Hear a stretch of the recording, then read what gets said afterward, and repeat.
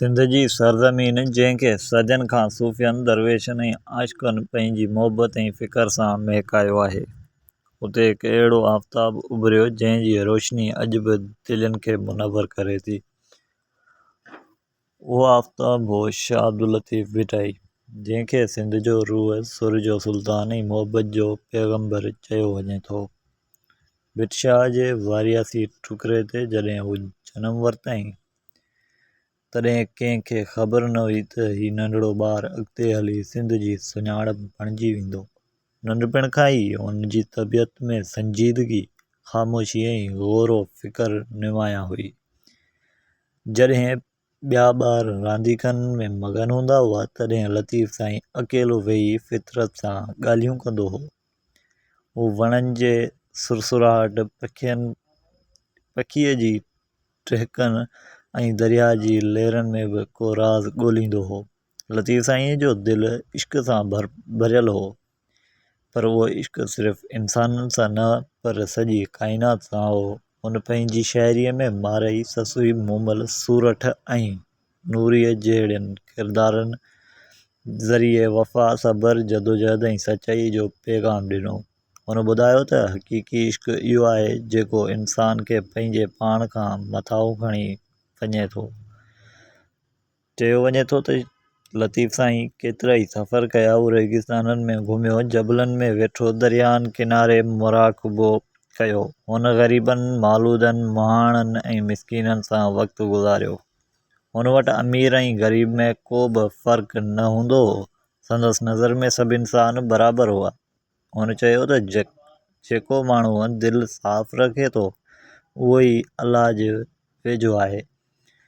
लतीफ़ साईं जी महफ़िल में जॾहिं राॻ वॼंदो हो त फ़िज़ा रूहानियत सां भरिजी वेंदी हुई।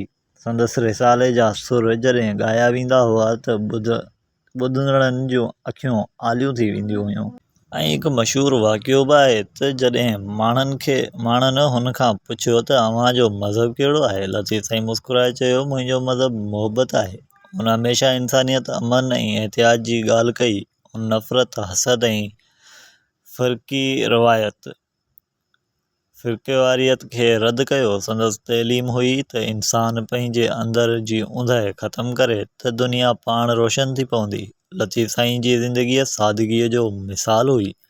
हुन कॾहिं बि दुनियावी दौलत या ताक़त जी ख़्वाहिश न कई। संदसि दौलत सिर्फ़ सुर, फ़िकर ऐं मुहबत हुई। जॾहिं संदसि विसाल जो वक़्तु आयो, तॾहिं बि हू मुतमइन हो, ॼण कंहिं मुसाफ़िर पंहिंजो सफ़र पूरो करे मंज़िल ते पहुतो हुजे। अॼु बि भिट शाह ते संदसि दरगाह ते हज़ारे अक़ीदतमंद अचनि था। संदसि सुर अॼु बि ॻाया वञनि था। संदसि रिसालो अॼु बि पढ़ियो वञे थो। वक़्तु गुज़रंदो रहियो, पर लतीफ़ साईं जो पैगाम कॾहिं पुराणो न थियो, छो त मुहबत, सचाई ऐं इंसानियत हमेशह ज़िंदा रहंदा आहिनि। शाह अब्दुल लतीफ़ भिटाई रहमतुल्लाह अलैह सिंध जो फ़ख़्रु आहे, जंहिं पंहिंजी शाइरीअ सां न रुॻो सिंध पर सॼी इंसानियत खे इहो सबक़ु ॾिनो आहे त ज़िंदगीअ जो असलु मतिलबु इश्क़, सब्र ऐं वफ़ा आहे। संदसि सुर अॼु बि हवा में गूंजंदा आहिनि, ॼण चवंदा हुजनि, जेको पाण सुञाणे सो रब सुञाणे। ऐं इहो ई लतीफ़ साईं जो असलु पैगाम आहे। पंहिंजे अंदर में झाती पाए ॾिसो, मुहबत सां जियो ऐं इंसानियत खे पंहिंजो मज़हब बणायो। दोस्तो, हीअ हुई असांजी अॼु जी कहाणी। उमेद कयां थो त कहाणी तव्हांखे पसंदि आई हूंदी। जेकॾहिं पसंदि आई हुजे त वीडियो खे लाइक कयो ऐं वधि खां वधि पंहिंजे दोस्तनि सां शेयर कयो। मिलंदासीं हिकु नई वीडियो सां गॾु। तेसीं ताईं रखो पंहिंजो ख़्यालु। अल्लाह हाफ़िज़।